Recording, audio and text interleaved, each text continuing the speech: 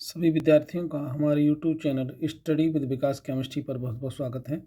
आज हम आपके सामने लेके चल रहे हैं यूपी टेट, सी टेट और अनेक प्रकार की परीक्षाओं में आने वाले बहुत ही महत्वपूर्ण टॉपिक, जो हमारी शिक्षा से संबंधित जितने भी शिक्षक भर्ती आती हैं उनमें अगर ईवीएस पूछा जाता है तो उनसे संबंधित बहुत सारे इम्पोर्टेंट टॉपिक लेके चलेंगे। ये टॉपिक आपको लगभग जो मैं आज आपके सामने जो प्रश्न लेके चलूँगा वो 40 प्रश्न के लगभग लेके चलूँगा। ये 40 प्रश्न जो हैं बहुत ही हमारी बोर्ड पर जो भी परीक्षाएं हैं, जितने भी कॉम्पिटिटिव एग्ज़ाम होते हैं उन सभी एग्ज़ाम में लगभग पूछे जाने वाले सवाल हैं, लगभग पूछे ही जाते हैं। तो ध्यान रखेंगे, आज का बहुत ही अच्छा सेशन होगा, धमाकेदार सेशन है। तो देखिए, पहला हमारा टॉपिक है भोपाल गैस त्रासदी की घटना। 3 दिसंबर 1984 को भोपाल में यूनियन कार्बाइड फैक्ट्री से जो गैस रिस गई थी उसके कारण हो गई थी। तो देखिए, यहाँ पर यह क्वेश्चन पूछा जाता है कि भोपाल गैस त्रासदी की जो घटना है वो कब हुई थी।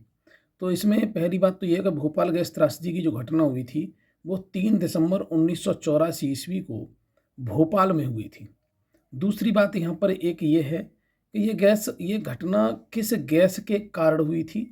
तो मिथाइल आइसोसाइनाइड नामक गैस होती है। मिथाइल आइसोसाइनाइड गैस के रिसाव के कारण इस घटना को किया गया था, अंजाम दिया गया था। ये टैंकर के द्वारा क्या हुआ था कि इसका वो हो गया था, ये इसका रिसाव हो गया था और रिसाव के कारण ये जब वातावरण में फैल गई थी तो वातावरण में पशु पक्षी अनेक प्रकार के जीव जंतुओं क्या हो गए थे, मर गए थे। ये बहुत ही भयानक और दिल दहलाने वाली घटना थी। उसके बाद है पॉलीथीन की थैलियों को नष्ट नहीं किया जा सकता क्योंकि ये बनी होती हैं। तो साथियों, ये जो पॉलीथीन की जो थैलियाँ होती हैं वो पॉलीमर की बनी होती हैं, पॉलीमर नामक पॉलीमर की बनी होती हैं जो पॉलीएथिलीन से मिलकर बनी होती हैं। आगे हमारा टॉपिक है लाइकेन एक वायु प्रदूषक जैविक सूचक का कार्य करता है। लाइकेन एक ऐसा वो है जो वायु प्रदूषक के जैविक सूचक के रूप में कार्य करता है। इसके बाद हमारा टॉपिक है कि जैविक ऑक्सीजन आवश्यकता, बीओडी, जैविक ऑक्सीजन है बायो ओडोमास और डिमांड एक प्रकार का जलीय वातावरण प्रदूषण सूचकांक है। ये पूछा जाता है कि बीओडी क्या है। तो बीओडी क्या है? जैविक ऑक्सीजन आवश्यकता सूचकांक है। जैविक ऑक्सीजन आवश्यकता है, इसको कहते हैं बीओडी। एक प्रकार का जलीय प्रदूषक सूचकांक होता है। किसी जल में बीओडी की अधिकता संकेत देती है कि जल जीवित, यानी जल में जो देती है कि उसका जलीय वातावरण प्रदूषक सूचकांक है। ठीक है, किसी जल में बीओडी की अधिकता संकेत देती है कि उसका जल सीवेज से प्रभावित हो रहा है, यानी उसमें कितना प्रदूषण हो रहा है। अगर यहाँ पर एक क्वेश्चन ऐसे भी पूछा जाता है कि जल को जो मापने का यंत्र है वो क्या है, तो बीओडी है। बीओडी के द्वारा हम ये पता कर लेते हैं कि जल हमारा कितना जो है नुकसान पहुंच रहा है, उसमें जो हाइड्रोजन ऑक्सीजन और उसमें मिलावट है वो कितनी हो चुकी है। जीवों द्वारा पर्यावरण से विषैली पदार्थों का निष्कासन क्या कहलाता है? जैव उपचारण कहलाता है। जीवों द्वारा पर्यावरण से जो विषैले पदार्थ हैं उनका अगर हम निष्कासन करते हैं तो वो हमारा कहलाता है जैव आचरण कहलाता है। जस्ता, तांबा, निकेल, SO2 वायु प्रदूषक हैं जो जल से प्रतिक्रिया करके वर्षा जल में H2SO4 एसिड का मिश्रण का कारण बनाते हैं। जस्ता, तांबा, निकेल, SO2 वायु प्रदूषक हैं जो जल से प्रतिक्रिया करके वर्षा जल में H2SO4 एसिड के मिश्रण का कारण बनाते हैं। प्रदूषण युक्त वायुमंडल का वर्षा द्वारा स्वच्छ किया जाता है। प्रदूषण युक्त वायुमंडल को वर्षा द्वारा क्या किया जाता है? देखिए, यहाँ पर क्या होता है कि जब बारिश होती है तो बारिश में अनेक प्रकार के क्या होते हैं, अनेक प्रकार की जो है धूल मिट्टी के कण क्या होते हैं वातावरण में की वायु में घुले रहते हैं। जब बारिश होती है तो वे कण क्या होते हैं, जैसे ही जल के संपर्क में जाते हैं और जल के संपर्क में आने से वो क्या हो जाते हैं, उनके कण जो क्या हो जाते हैं, भारी हो जाते हैं और जल में घुल करके वो कहाँ जाते हैं, जो है पृथ्वी पर आ जाते हैं, जिससे वातावरण हमारा क्या होता है, शुद्ध हो जाता है। तो यही बात कही है, प्रदूषण युक्त वायुमंडल को वर्षा द्वारा क्या किया जाता है, शुद्ध किया जाता है। सर्वाधिक अम्लीय वर्षा नार्वे में होती है। नार्वे नामक शहर, नार्वे में जो है सबसे ज़्यादा जो है वर्षा होती है। अंतर्राष्ट्रीय अम्ल वर्षा सूचना केंद्र स्थापित किया गया है। तो मानचेस्टर नामक जगह पर जो है अंतर्राष्ट्रीय वर्षा जल सूचक केंद्र स्थापित किया गया है। ये क्वेश्चन पूछा जाता है। अंतर्राष्ट्रीय समुद्री संगठन का मुख्यालय कहाँ है, ये क्वेश्चन आता है। तो अंतर्राष्ट्रीय समुद्री संगठन का मुख्यालय जो है वो लंदन में है। पर्यावरण व वन मंत्रालय ने जनवरी 1992 से एक इको मार्क चिन्ह योजना प्रारंभ की है। जो मिट्टी के मटके के रूप में यह प्रतीक चिन्ह है, यह किसी ऐसे उत्पाद पर बनाया जाता है जो पर्यावरण को हानि नहीं पहुंचाता है। साथियों, इसके बारे में मैं बात करूंगा। तो पर्यावरण वन मंत्रालय ने क्या किया है, 1992 ईस्वी से एक इको मार्क चिन्ह, एक मार्का बनाया है, जिस मार्का का जो मार्का बना है उसमें क्या है, मिट्टी के मटका है। जो मार्का बनाया गया है वो मिट्टी का मटके का बनाया गया है, चिन्ह उसमें मिट्टी के मटके का है। उसका सीधा संकेत जो है वो उसका सीधा संकेत ये है कि जो मिट्टी है, मिट्टी को हानि कम से कम पहुंचाइए। जैसे आजकल क्या है कि आजकल किसान जो है ज़्यादा से ज़्यादा मात्रा में क्या करते हैं, यूरिया का उपयोग करते हैं। यूरिया क्या है कि यूरिया NH2CO NH2 है।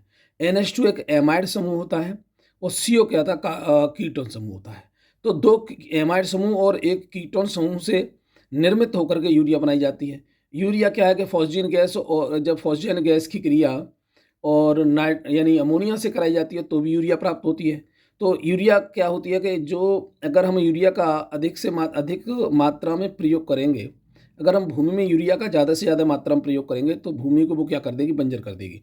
यहाँ पर एक क्वेश्चन भी पूछा जाता है कि मिट्टी को बंजर करने वाले उस जैविक खाद का नाम बताइए, कार्बनिक खाद का नाम बताइए, जो धीरे धीरे ज़्यादा मात्रा में लगाने से वो जो है हमारे खेती को क्या कर रही है, बंजर कर रही है। तो उसका नाम है क्या है, यूरिया है। भारत का अटलांटिका में पहला अनुसंधान केंद्र कहाँ था, तो दक्षिण गंगोत्री में था। भारत का अटलांटिका में पहला अनुसंधान केंद्र कहाँ है, दक्षिण गंगोत्री में है। भारत का अटलांटिका में दूसरा अनुसंधान केंद्र है वो मैत्री में है। इसके बाद देखिए हमारा ये टॉपिक है कि भारत का अटलांटिका में तीसरा अनुसंधान केंद्र कहाँ है, तो वो भारतीय है। एजेंडा 21, यह 21वीं सदी में विश्व पर्यावरण संरक्षण हेतु एक कार्य योजना है।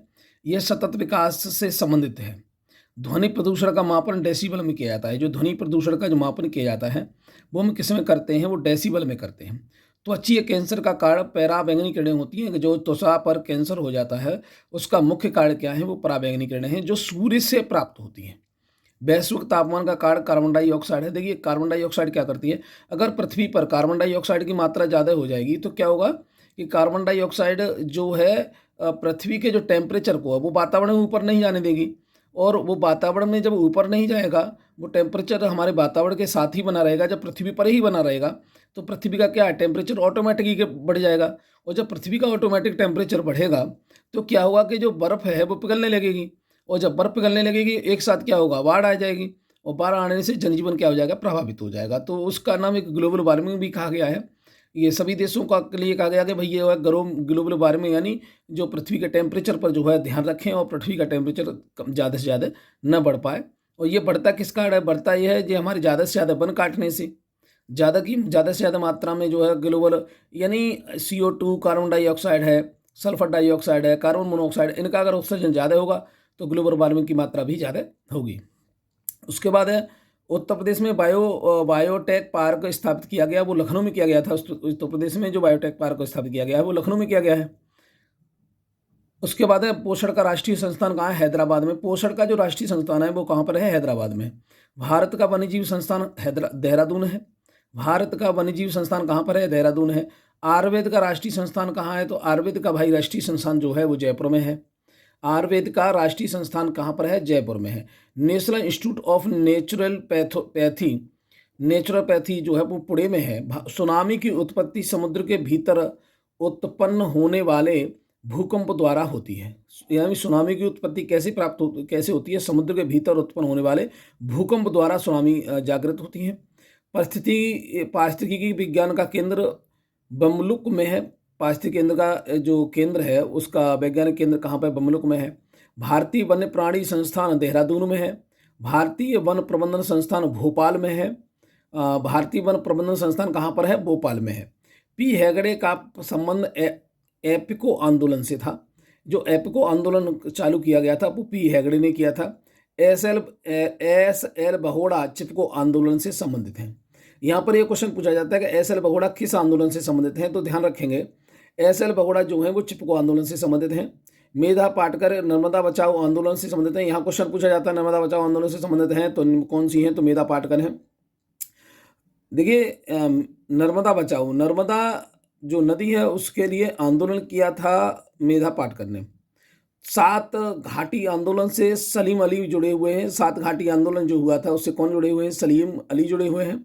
विश्व तम्बाकू निरोधक दिवस 31 मई को मनाया जाता है। देखिए, तम्बाकू जो होता है वो उसमें जो वायरस पाया जाता है वो टीएमबी पाया जाता है, जो सीधा सीधा डीएनए को इफेक्टेड करता है। और डीएनए को इफेक्टेड करने के कारण हमारे जो है क्या होता है कि मुख का त्वचा कैंसर भी होने की लगभग 90% चांस मुख के कैंसर होने की संभावना रहती है। अंतर्राष्ट्रीय टाइगर दिवस 29 जुलाई को मनाया जाता है। आजकल टाइगर की बहुत ही बड़ी दिक्कत है। टाइगर हमारे देश में जो है विदेशों से लाए जा रहे हैं और उन टाइगरों को यहाँ पर जो है सेट वो किया जा रहा है, स्थापित किया जा रहा है। टाइगर को यानी जीव को जो ला करके यहाँ पर क्या क्या किया जा रहा है कि उसको स्थापित किया। भारत में प्रोजेक्ट टाइगर की शुरुआत 1973 में की गई थी।